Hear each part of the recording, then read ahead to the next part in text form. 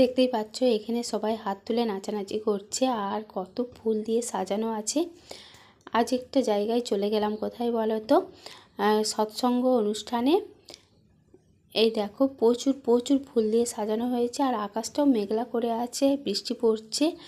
আর আজ কি বলো তো, গুরুদেব অনুকূল ঠাকুরের জন্মশতবার্ষিকী 137তম জন্মবার্ষিকী পালন হচ্ছে এখানে মন্দিরে, সেই জন্য এখানে চলে এসেছি।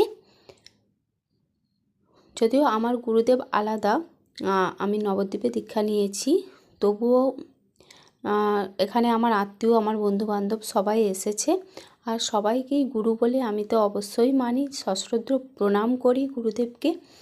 আর সেই জন্য সবাই মিলে চলে এসেছি একটু আনন্দ করে। এখানে ভোগটোগ খাওয়ানো হবে, এখানে ভোগটোগ খেয়েও চলে যাব।